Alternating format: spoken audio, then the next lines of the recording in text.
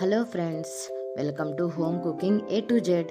ఈరోజు మన రెసిపీలో కోల్కత్తా స్టైల్ ఆలూ కర్రీని ఎలా తయారు చేస్తారో చూద్దాం ఫ్రెండ్స్.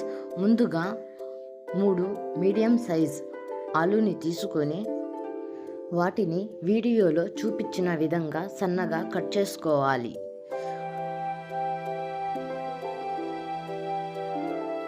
కట్ చేసుకున్న ఆలూని మంచినీళ్ళతో ఒకసారి లేదా 2 సార్లు బాగా శుభ్రంగా కడిగి ఒక బౌల్లోకి తీసుకొని పక్కన పెట్టుకోవాలి ఫ్రెండ్స్. దాని తర్వాత ఒక మిక్సీ జార్ తీసుకొని అందులో ఒక ముక్క అల్లం, 2 పచ్చిమిర్చి, 2 టమాటాలను వేసి బాగా పేస్ట్ చేసుకోవాలి. పేస్ట్ చేసుకొని ఈ మిశ్రమాన్ని కూడా ఒక పక్కన పెట్టుకోవాలి. ఇప్పుడు ఒక ప్లేట్ని తీసుకొని అందులో కలోంజీ, జీలకర్ర, ఆవాలు, మెంతులు, సోంపు వేసి పెట్టుకోవాలి. వీటన్నిటిని పంచ్ పూరన్ అంటారు. బెంగాలీ వాళ్ళు వీటన్నిటిని కలిపి 1 టేబుల్ స్పూన్ వరకు వేస్తారు. ఇప్పుడు ఒక ప్యాన్లో 2 టేబుల్ స్పూన్ ఆయిల్ వేసుకోవాలి. నేనైతే కొంచెం మస్టర్డ్ ఆయిల్, కొంచెం రిఫైన్డ్ ఆయిల్ వేసాను. మీకు ఇష్టం లేకపోతే మీరు రిఫైన్డ్ ఆయిల్నే వేసుకోవచ్చు. ఇప్పుడు ఇందులో పాంచ్ పూరన్ మిశ్రమాన్ని వేసి చిటపటలాడేంత వరకు కలుపుకోవాలి. దాని తర్వాత ఆలూని వేసి దీంట్లో బాగా 5 మినిట్స్ వరకు ఫ్రై చేసుకోవాలి. ఆలూ కింద నుంచి అడుగు పడుతుంది అనుకుంటే మీరు ఇందులో కొంచెం నీళ్ళు అయినా వేసి కొంచెం సేపు ఫ్రై చేసుకోవచ్చు. 5 మినిట్స్ వరకు ఫ్రై చేసుకున్న ఇందులో మనం ముందుగానే తయారు పెట్టుకున్న టమోటా మిశ్రమాన్ని వేసి 5 to 10 మినిట్స్ వరకు బాగా ఫ్రై చేసి తర్వాత దాన్ని కవర్ చేసుకొని కొంచెం సేపు ఆలు మగ్గేంత వరకు ఉడికించుకోవాలి.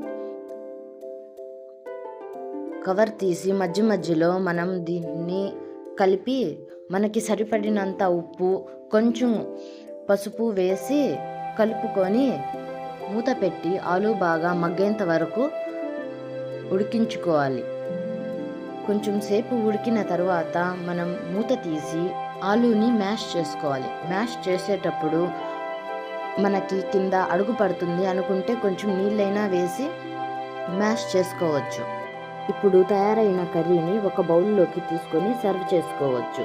అంతే friends, Bengali style aloo curry ready అయిపోయింది. ఇప్పుడు ఇందులోకి మనం ముందుగానే తయారు చేసి పెట్టుకున్న పూరీ ముద్దలో నుంచి కొంచెం పిండిని తీసుకొని చపాతీలాగా ఒత్తుకోవాలి. చపాతీ ఈ మాత్రం మందంగా ఉంటే సరిపోతుంది. ఇలాగే మిగతావన్నీ తయారు చేసి ఒక పక్కన పెట్టుకుందాం.